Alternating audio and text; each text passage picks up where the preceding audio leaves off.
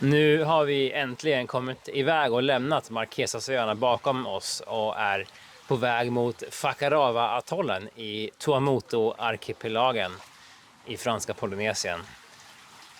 Det var inte helt självklart att vi skulle komma iväg. Det har hänt mycket de senaste veckorna och vi har haft en hel del tuffa motgångar och fått fundera ordentligt. Men det känns skönt att nu är vi på väg. Det är väl åt det här hållet vi vill. Vi vill fortsätta västerut och nu ser vi supermycket fram emot att utforska de här ögrupperna. Så häng med i det här avsnittet så får ni se om både med- och motgångar.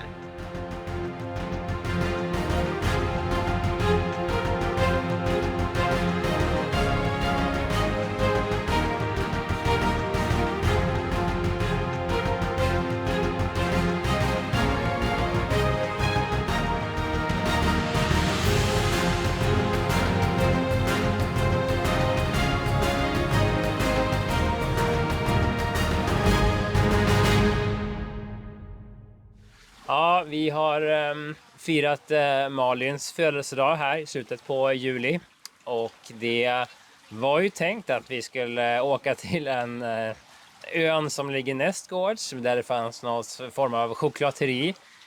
En chokladartist belägen uppe på ett berg där då och så ett vattenfall som egentligen så skulle vi också vara bättre då än det vattenfallet vi faktiskt kämpade länge och väl med att ta oss till förra avsnittet. Tyvärr så har vi under en längre tid eftersatt underhållet. Man brukar ju säga att man ska lägga 10% av båtens värde per år i underhåll. Vi har väl känt att vi kanske inte har behövt det. Men ibland kommer ju räkningen i fatt och verkligheten gör sig påmind. Helt plötsligt så strejkade våran watermaker ihop och det var egentligen bara kronan på verket eller grädden på moset eller vad man ska säga. Det var flera andra saker som också har strulats under senaste tiden. Bland annat vår batteribank som vi känner får svårare och svårare att hålla laddningen. Grattis på födelsedagen älskling.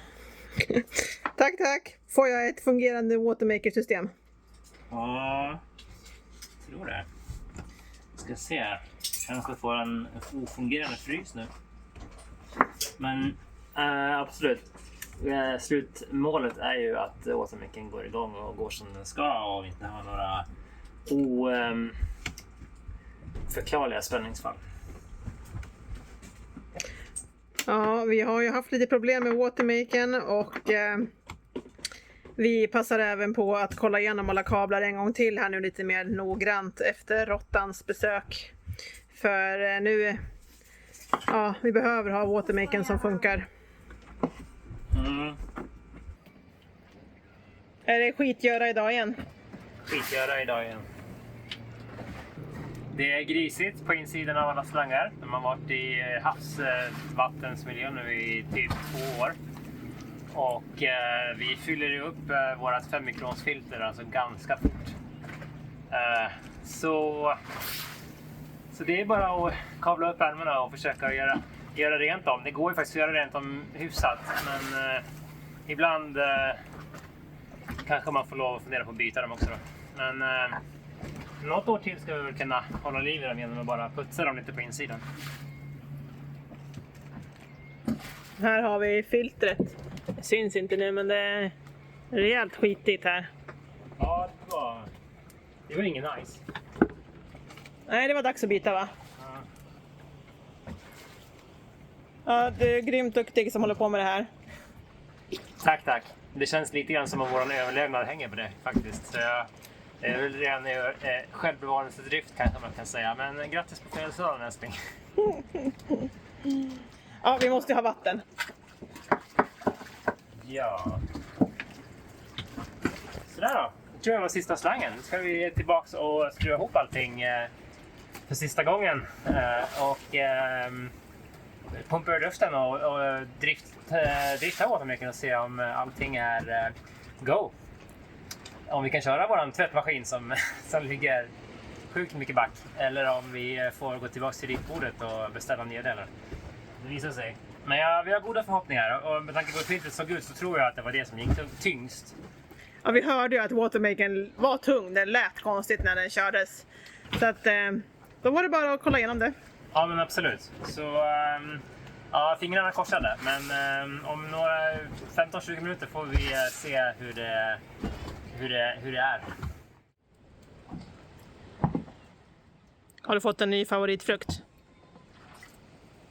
Mm.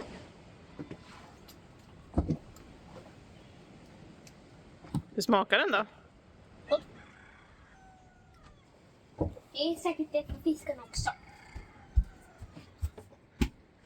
Ska du ta mer? Ja. Ja, du har ätit upp hela själv nästan. Och Erik kommer inte. Nej, det är du och jag som är vakna. Okej. Ja, Erik vaknade precis. Han fick en banan, det är också gott. Undrar om jag kommer äta hela den här gången eller något sånt. Var det så gott att du vill ha en till? Ja. Okej, ska jag gå ner och skära den då? Tack, tack! Det är så fint. Ja, jag har försökt skära bort det vita. Nej, men jag menar, den ser fin ut. Den har bara en rand, sådär. Ja, Så den ser lätt ut att äta. smaklig måltid. Ja.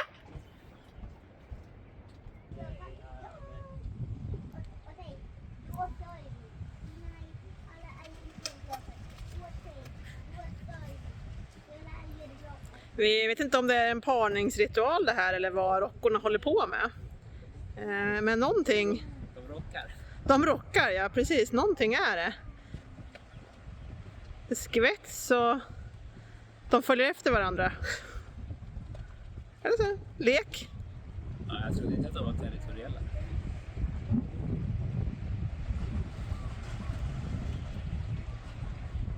Ska vi paddla dit och be dem förklara sig? Ja, man blir lite sugen på att paddla dit och kika.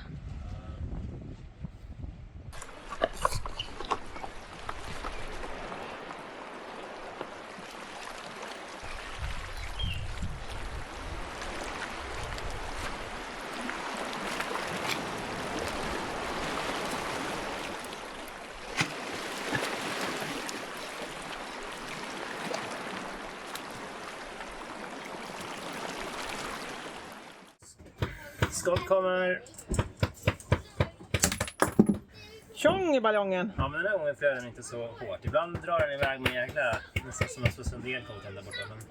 Ja, vi är i full gång med att kapa syrafasta M8-skruvar till rätt längd här. Med bultsax, vinkelslip och mutter. Så håller vi på att äntligen kanske förstärka våran roderlagerskiva efter konstens alla regler. Alltså med genomgående skruv och mutter. Så vi bara bearbeta till den lite grann. Det är rätt smidigt att ha en sån här batteridriven vinkelslip. Och det är lustigt faktiskt för jag har borrat upp den här vinkeljärnen med en 12 volts batteridriven alltså skruvdragare. Det är rätt häftigt att det ens går. Med tanke på att hålet är alltså en 8,5 mm borr då, i 2 mm vinkelplåt. Så det är smidigt att ha med ombord. Det tar inte mycket plats, men man blir förvånad över kraften i det hela. Är det... Vi får se om den går att dra av då, skruvmuttern här. Eller om man får slipa lite till. Om den går av då är det lugnt. Går den inte av så är det vajsing med gängningen någonstans. Så då måste man slipa mera. Den gick av så då är vi klara, då är vi lugna. För kan man få av den så får man på nästa mutter, alltså låsmuttern. Och vi använder typiskt sett alltid när man har rostfria skruvar och när man klämmer över sådana här plywoodskivor och annat. Så måste man ha en sån här nylon låsmutter då, allra minst. För att man får ju inte ett äkta klämförband. Så att det är väldigt viktigt att den inte gängar upp sig då. Så då antingen får man köra Loctite, men det är mycket smidigare att bara ha en sån här nylonmutter då.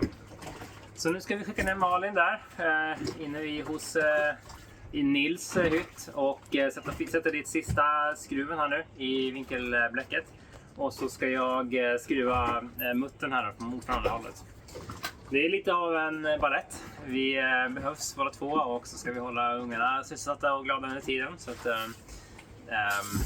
det är ofta enklare när man kan pilla själv och de andra kan göra någonting annat helt och hållet. Men inte så den här gången. Så nu kör vi. Ja, är det här som kallas fixing your boat i beautiful locations, eller? Ja. Ja, jag har precis spelat MIG med barnen i alla fall, som Niklas nämnde, så jag försöker göra lite saker med dem också under tiden. Jag behövs ju bara ibland.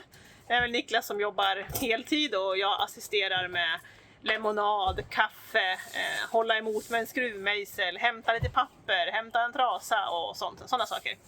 Men vi spelade MIG här så det var roligt. Nu har barnen gått ner igen och bygger med Lego. Så jag ska också gå ner. Har du den där till mig då, eller? Snart. Ja.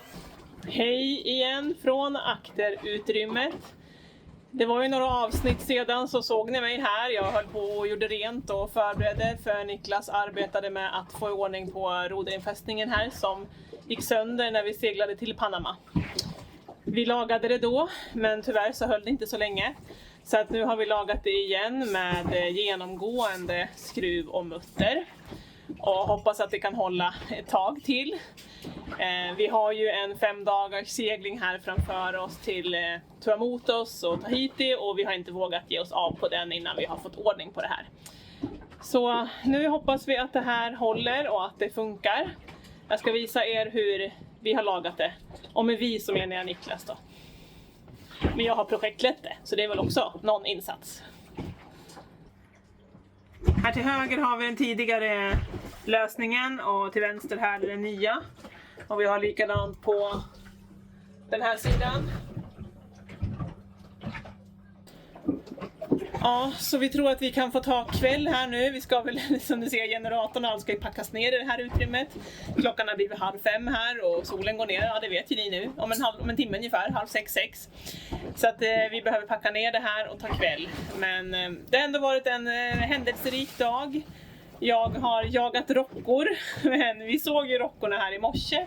Och sen paddlade jag efter dem för att se om, vad de höll på med och det var spännande. Nu ska vi fixa lite middag och packa ordning här så får vi se om vi kanske tar en dag på stranden imorgon. Det känns som att det är nog det vi vill och behöver just nu. Det har varit 2 dagar med båtjobb här. Igår var det watermaken och idag är det här. Så att imorgon blir det nog att njuta lite tror jag. Hoppas att vädret fortfarande är bra. Avslutningsvis kan vi väl också bara påpeka det att nästan hela vår att göra-lista är faktiskt färdig nu. Jag skulle vilja limma ihop huvudskotterna där, de glider lite mot varandra, bitarna, och gnisslar och smäller en hel del. Inte farligt men låter tråkigt. Och sen får vi ju in vatten då, det bubblar in vatten i toan där fram när vi gungar och rullar och rör oss i vattnet. Så vi ska försöka stoppa i en till backventil för att förhindra det då. Men sen är vi faktiskt redo efter att vi har provianterat lite mer, va? Ja, vi har fått en byggarbetare till hjälp här. Ja, det var du Erik. Hade du mätt någonting till 16? Den är 16, alltså lång och 10, men den är i längden 2 sort. För ni ser, här har de blandat siffrorna lite. Men du älskling, varför har du gasmask på? Är det pappa som luktar illa eller? Va? Ska vi lukta lite på dem? Ja, man behöver nog ha en gasmask. Vilken tur att du har det Erik. När du jobbar med pappa. Ja, börjar du känna dig färdig nu med jobbet Erik eller? Nej, har mycket kvar att göra. Ja, vi får jobba vidare. Ja, nu har vi stängt igen här och barnen hann bada lite innan det blev mörkt. Oj! De har haft brottningsmatch på suppen och ni leker välta suppen och mycket kul kan man göra. Och här så ska jag upp.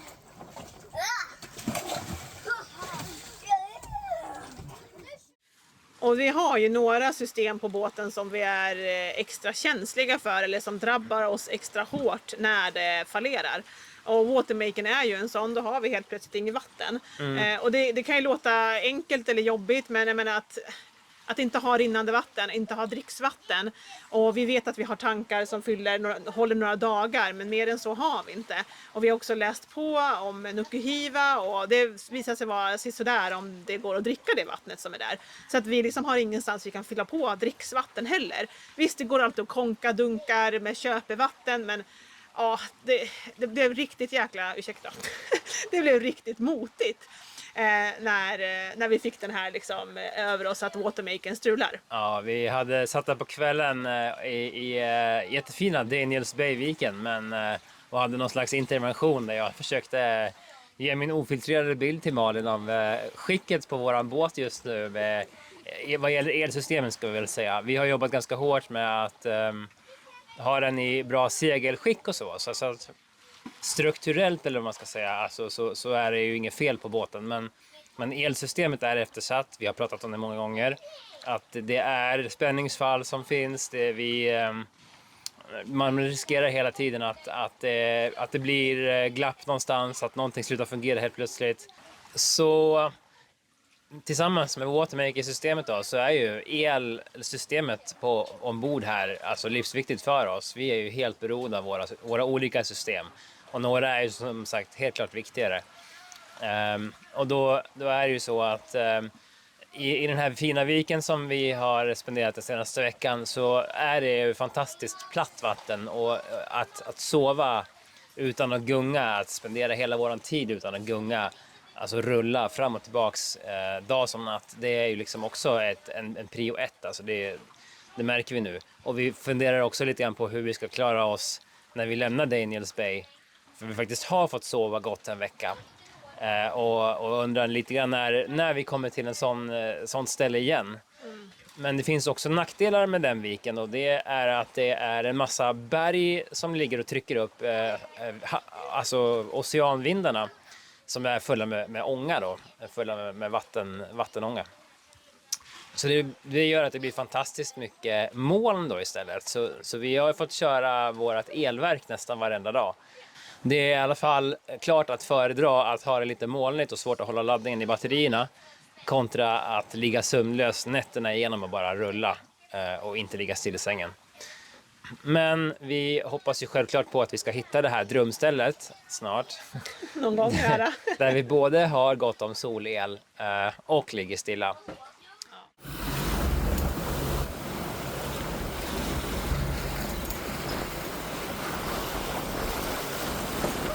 Det är full fart ut härifrån Daniels Bay och nu blåser det i princip rakt in i entrén här i inloppet, och vi kommer få kryssa tillbaks till Taiohae. Kommer att ta 2 timmar ungefär. Men ja, första biten här är lite av en nagelbitare, så vi håller fingrarna korsade att ingenting trist händer. Sol, vind och vatten, höga berg och djupa hav, det är mina drömmar värda att ta. Ja, nu lämnar vi de här höga bergen och är ute på djupt hav. Men vi ska till nästa vik där också är höga berg.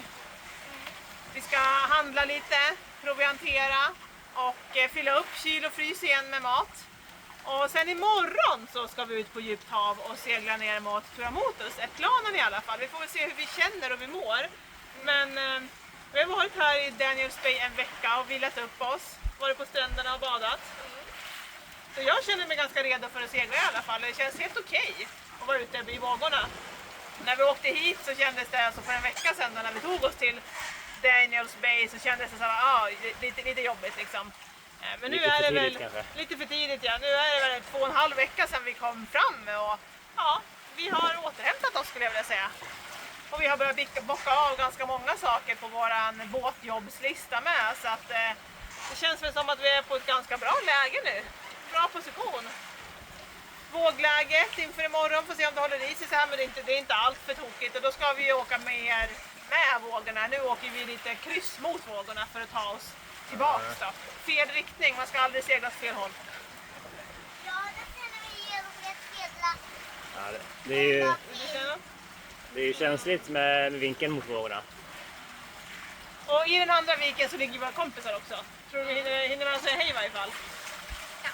Kanske, ja.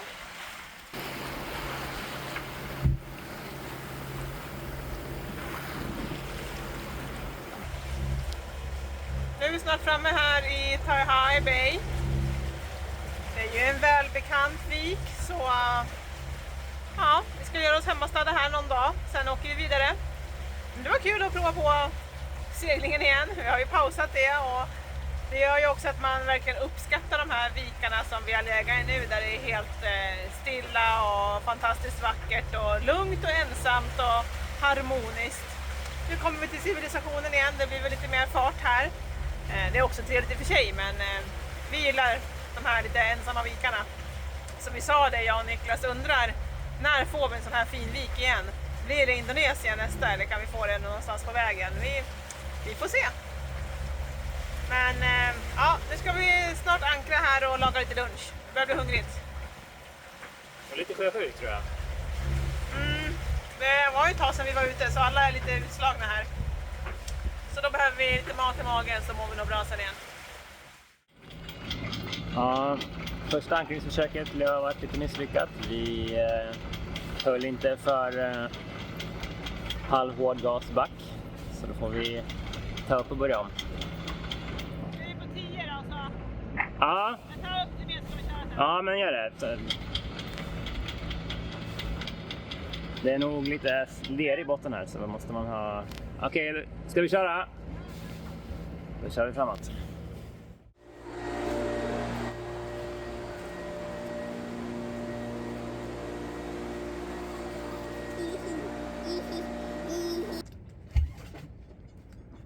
Och då blev det glassleverans här. Och yoghurt. Och grädde och Har potatis. ni köpt det? Är det glass? Nej, pappa har köpt. Är det glass? Nej, Är det då? jag får se. Gladmjölk? Ja, det är väl som en dessert, tror jag. Vad händer nu då, Erik? Pappa handlade lite glass och lite annat. Och idag ska vi segla till Tuamotus. Kanske, hoppas vi. Vi håller på att göra oss i ordning. Fuelen är med. Jag har handlat lite bensin och nu ska vi väl ta upp jollen då. Lyfta av motorn igen. Ja. Vill du ha en glass först? Jättegärna. Köpte du till dig också eller? Var det 2 till mig? Pappa, mitt Det var ju 2, men jag tänkte jag kanske kan smaka inte. Tony, hallå. Mitt tips Varsågod. är att handla. Hallå, mitt tips är att handla för 4 dagar. Ja, för det kommer ju ta 4 dagar att segla. Vadå? Ja, det är ett bra tips. Vi handlade ju igår och så handlar vi idag för 4 dagar. Men nu är storseglet uppe och vi lämnar Nukuhiva. Inget stoppar oss nu. Är det ett musikavsnitt här? Nästan. Musikal.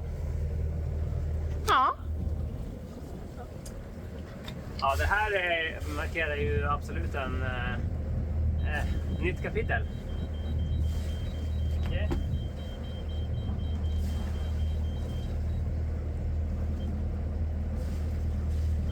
Kan vi väl säga. Nytt kapitel. Vi lämnar Nukuhiva och Marquesasöarna. Det var bara en ö för oss, men ja, vi behöver ju se Tuamotu och atoller också. Och sen har vi en del jobb att göra när vi kommer till Papeete och Tahiti. Så nu är det... Får vi göra det som vi behöver göra.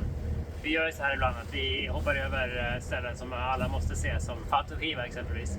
Tyvärr blev inte det den här gången. Kanske nästa gång. På nästa gjorde vi en rundsegling som vi brukar säga. Ja, exakt. På nästa. Så vi gör en familjenhelg helt enkelt och bara skiter i allting, blåser rätt igenom. Så en atoll på vägen, Fakarava har vi tänkt. Om vi inte hamnar på en annan atoll liksom, utan att du menar det. Det är halvvindslör, 8-10 meter per sekund hela vägen, så vi tror att vi kommer flyga fram ganska bra. Nu har vi lagat roderlagerskivan här nere.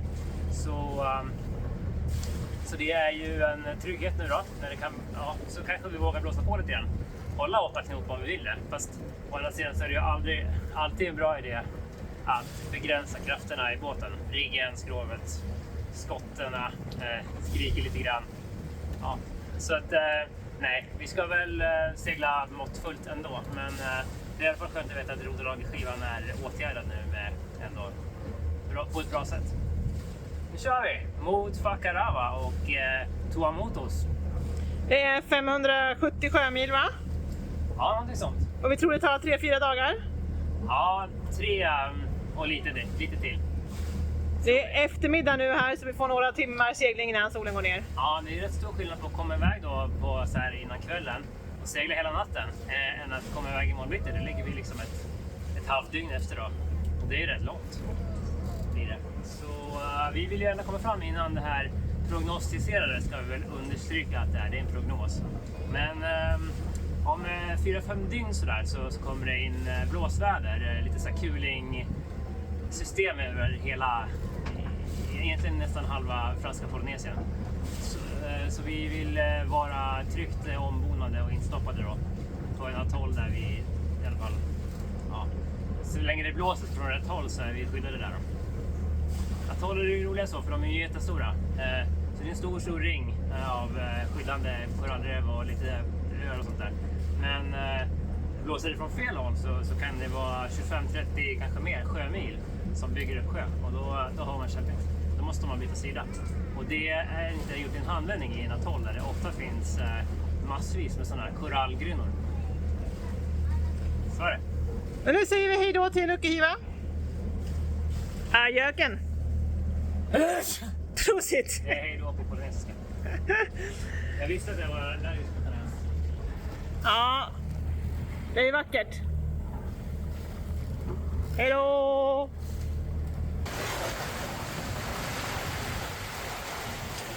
9 knop, vad tycker du? Ja, vi har 9 knop just nu.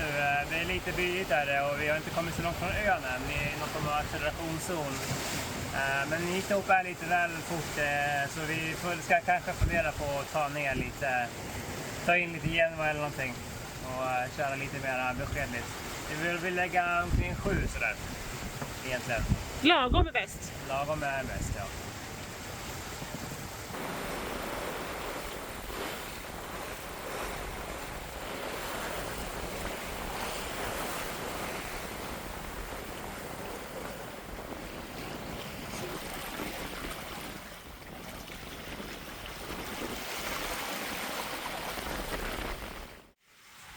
Ja, det har precis lugnat ner sig lite här efter en ordentlig skål mitt i frukosten. Så det är kaos. Jag har yoghurt på golvet där nere. Och vi mätte väl upp mot 36 knop, så det är nästan 20 meter per sekund. Det höll i sig ganska länge. Nu ser vi att det börjar klarna lite här borta, så då har det väl lugnat ner sig lite. Frukosten sitter liksom i halsen. Jag mår lite illa, känner jag. Kan inte äta mer just nu. Och Niklas tog och började handstyra för att försöka rädda seglarna så mycket som möjligt. Barnen är väl lite tagna också, tror jag. Ja, vi gick ju omkull. Jag var lite seg med att lova upp. Så. Ja, det kommer snabbt. Samtidigt som man ser det komma så kommer det snabbt. Det är både och det där. Vi såg det, jag såg att det var mulet och att det började komma lite regn, och sen går det snabbt. Så det gäller att agera på en gång. Eller så Genuan är ju lätt att veva in såklart. Så man blir inte så liksom ska man säga, noggrann med att reva i tid då. Nej, men det är lätt när man är två, men nu var jag nere och gjorde frukost och hade yoghurt i händerna och överallt, och ja, fick väl släppa det och försöka komma upp och hjälpa dig, men då var vi inte så snabba, lättfotade. Och, ja. Nej. Tuff start På dagen, men det kan det bara bli bättre, eller? Kan det bli bättre, precis. Så får man inte säga. Jag tror det. Det blir nog bra. Ja, fortsättning följer. Får man se Elisas båt? Är det en risastrof? Ja. Det är nog... Det blir nog inte mer än så här. Nej. Det var inte bara ris heller. Det var en massa lökkalv och så. Det är massor med risbröd. Ja, jag vet. Det var väl hela komposten. Hela legosäcken med det här. Och sen ett jämnt utbrett. Det här går väl att dammsuga, men i legosäcken är det lite svårare. Så ingen bra dag. Det var andra gången. Först hade jag hällt hela skiten i spisen. Så nu var liksom bara rond 2. Jag undrar var rond 3 hamnar, men jag vill inte veta. Nej. Vi får väl ta en sak i taget. Du, det är kanske dags att ta den här kaffen nu som jag skulle ha gjort från första början. Jag ska bara. Ska vara, ja. Erbjudandet kvarstår att vi kan byta. Ja, jag förstår. Det är jättesnällt, men... Och vi fortsätter med Vante här med genom mellanrum. Det är inte hela tiden. Det verkar som att liksom vågorna kommer med vindbyarna och liksom det är som stråk som man seglar igenom. Så ibland går det tillbaka till 2-2,5 meters sjö, men så kommer de här 3,5, 4 liksom från ingenstans. Och det var ju det då som ledde till åtminstone den här risostrofen som vi var utsatta för, men jag tror även när du skulle öppna. Jag skulle göra frukost och yoghurtförpackningen åkte ner i golvet och korken öppnade sig och det bara sprutade liksom. Alltså vi har ju fått städa och det är väl inte första gången vi städar, det har hänt förut. Jag minns ju i Grekland när vi hade ut en olivoljeflaska över hela båten.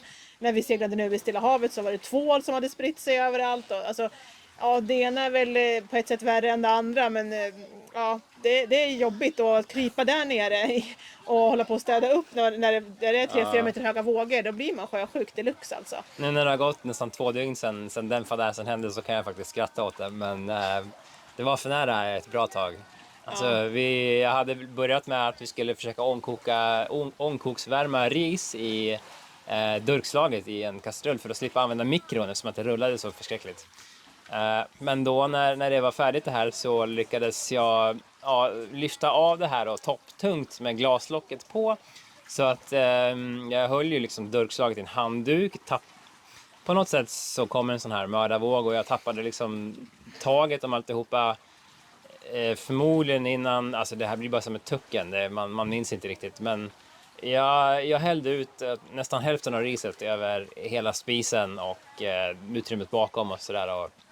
Ja, så vi sa okej, det går bra att äta ändå, vi har så vi klarar oss liksom för lunchen, men det får ligga så tar vi hand om det sen när jag gör kaffe. Sen när det var dags att göra kaffe så skulle jag ta hand om det och samla upp det i en liten bytta och kasta ut det över bord. Men då kommer det ju såklart en till sån mördarvåg precis när jag hade ställt det på de ytorna som inte är kardanupphängda. För att göra rent just spisen då, under det sista. Och under de få sekunderna som jag släpper där så kommer en sån här våg. Båten lägger omkull 25 grader, kanske allting far. Och vi sprider ut ett lager med ris och diskorester. Ja, precis. I ett jämnt lager över hela salongsgolvet i princip. Inklusive legosäcken. Så jag får börja med att sitta och plocka ris, liksom jasminriskorn, klickar liksom i legopåsen i en 10-15 minuter. Och sen... Ja, och det här är kanske svårt att förklara för er som inte är seglare. Ni som är seglare, ni kan väl kanske förstå det lite, men att inte kunna ställa från sig någonting någonstans i 2 sekunder ungefär. Och det är det handlar om. Och den missen gör man även hur vana vi än är vid det här. Så jag ställer den där bara, jag ska bara stänga den där. Eller jag ska bara torka lite snabbt här. Och så kommer den här vågen och så bara så är kaoset där. Ja, jag sitter mitt i morgonpasset. Ja, jag fick hjälp idag. Ja, Hur länge har du vaktat då? någon timme. Jag väckte dig 5:00. Japp. Då såg vi soluppgången. Och så har vi dragit ut lite mer Genua. Japp. Ja, allt under kontroll då? Jag skulle säga det.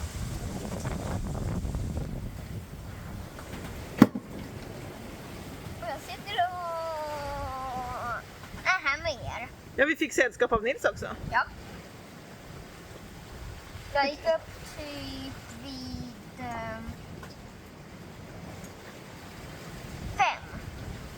Ja, du vaknade kanske... 40 minuter över 5. Ja.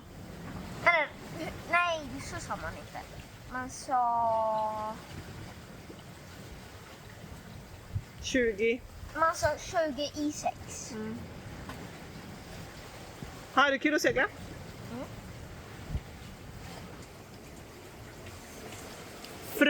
Frukost? Just det, vi har inte ätit den frukosten. Nej, pappa vaknade precis. Ja, han får väl kanske göra gröt. Men pomelos och vattenmelon kan vi äta så länge då. Första gången vi äter vattenmelon till frukost. Ja. Jag tänkte vi skulle göra det, det var gott va?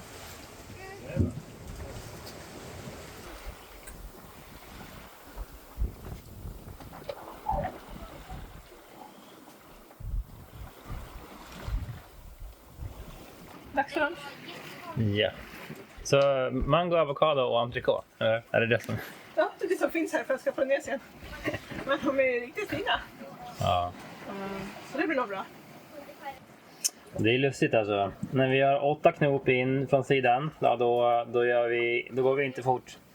Och sen så får vi typ 10, då gör vi 6 knop in helt plötsligt. Så det är intressant. Snart framme. Dit ska vi. Ska bara inte köra på de här öarna som ligger i vägen först.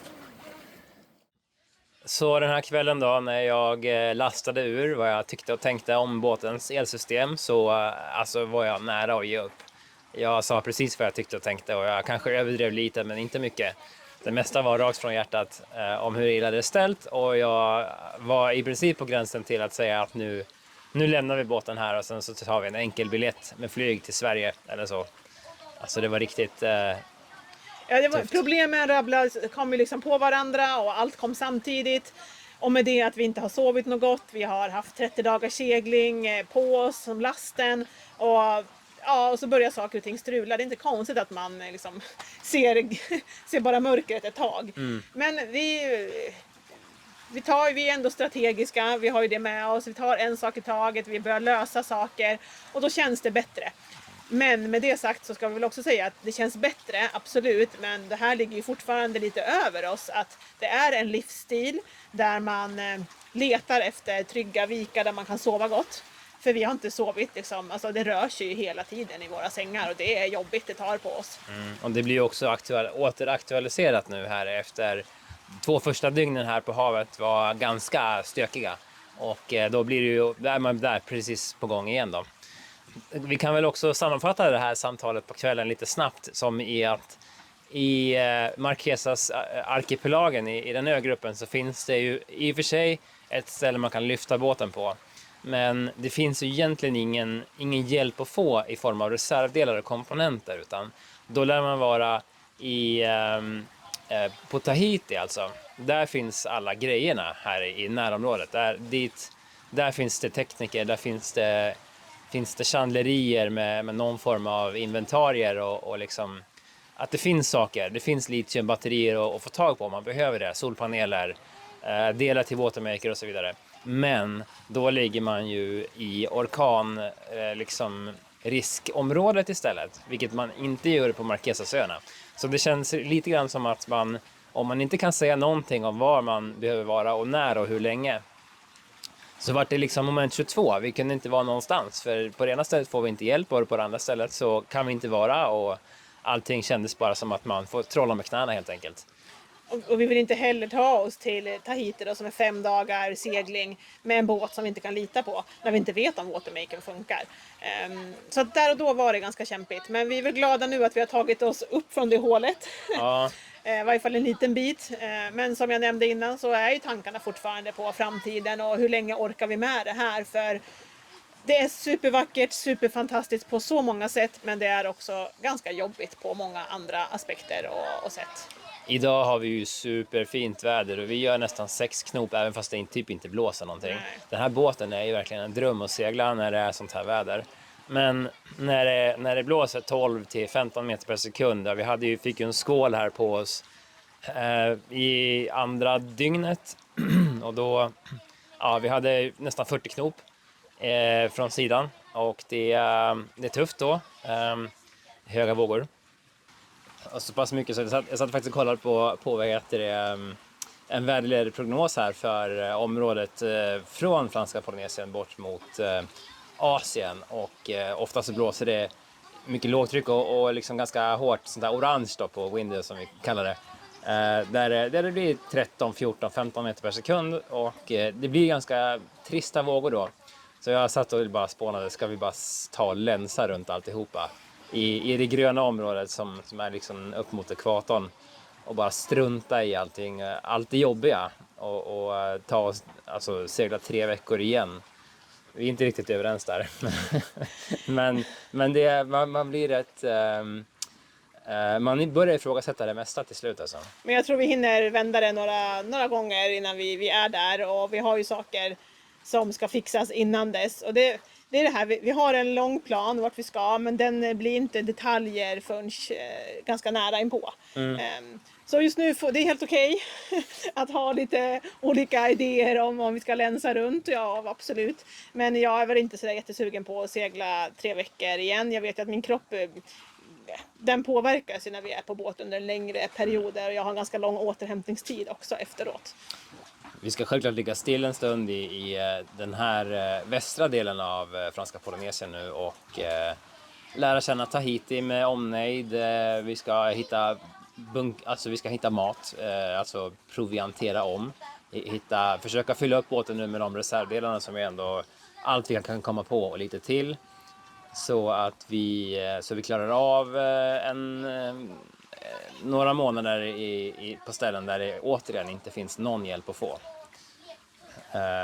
Och självklart så är vädret nu här i början på augusti inte samma sak som vädret i slutet på september, när vi kanske typ är klara för att ta oss till nästa ställe.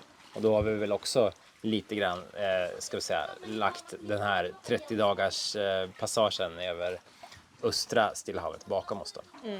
Så vi får väl se var vi är då någonstans. Och det är också så att i de här regionerna runt Fiji och Samoa och sådär, så finns det någonting som heter en South Pacific Convergence Zone, alltså en doldrum kan man säga, som är lite mer lokal, som är alltså ett stiltje- och åskvädersbälte. Och det rör sig lite grann fram och tillbaka, och speciellt så då ett El Niño-år som detta sägs det. Så vi får absolut ta planeringen med några dagars liksom framförhållning, men det är alltid jobbigt att försöka väderrauta sig genom ett område där det typ med några dagars mellanrum blåser kuling. Så är det lite också jobbigt att alltså psykologiskt att veta att man kommer fram till det här området, så är det liksom 4 meter sjö från fel håll såklart och så. Så kan man hitta en väg som är mysig och lugn, nästan i princip garanterat, så är det värt en hel del för oss. Och det är det man landar i också lite grann när vi med våra snart 3 års erfarenhet av det här, att det krävs inte många jobbiga dygn på en sån här överfart, så är man helt knäckt. Men nu har vi kanske pratat nog om allt det jobbiga här ett tag. Vi har ju atollerna framför oss, Fakarava. Det ser vi jättemycket fram emot. Det är lite nervöst att gå in genom det här passet. Det ska ju dels tajmas i tid med tidvattnet. Och sen så ska det ju tajmas med solen så att vi har ljus och vi kan se de här bommisarna eller vad det heter. Alltså, så att vi ser att vi inte åker på något grund. För det är ju rev som är mellan 3-4 meter grunt då på vissa ställen, och våran båt sticker ju dryga 2 meter, så att det är inte jättemycket marginal. Så vi har väl nu 130 sjömil kvar, och vi har ett dygn kvar ungefär tills den här timingen på 1 timme eller någonting där det är som bäst att gå igenom. 10:30 ungefär tror jag vi har listat ut nu att vi måste vara där och ta oss in då. Men belöningen blir väl desto bättre, alltså paradiset på jorden, kristallklart vatten, till skillnad från Daniels Bay där det var riktigt grumligt. Och hittar vi en bra sån här liksom, motusö då att lägga oss bakom, vilket vi tror, så kommer det att kännas riktigt bra. För vi vet ju att det här kulingvädret är på väg in om några dagar. Och då behöver vi ha vindskydd också. Så ni får följa med här i nästa avsnitt, så tar vi passet in till atollen och hoppas allt går bra. Så hoppas att ni vill fortsätta följa med oss i nästa avsnitt, så får ni se mer om paradiset. Vi vill tacka så här långt för att ni följer med oss och för att ni gillar våra inlägg och kommenterar. Just nu behöver vi kanske lite pepp. Det har varit tungt, så att ni får jättegärna skriva en peppande kommentar till oss. Och prenumererar ni inte, så gör det gärna. Det hjälper oss och våran kanal. Ha det fint så länge, så hörs vi. Hej då! Hej då!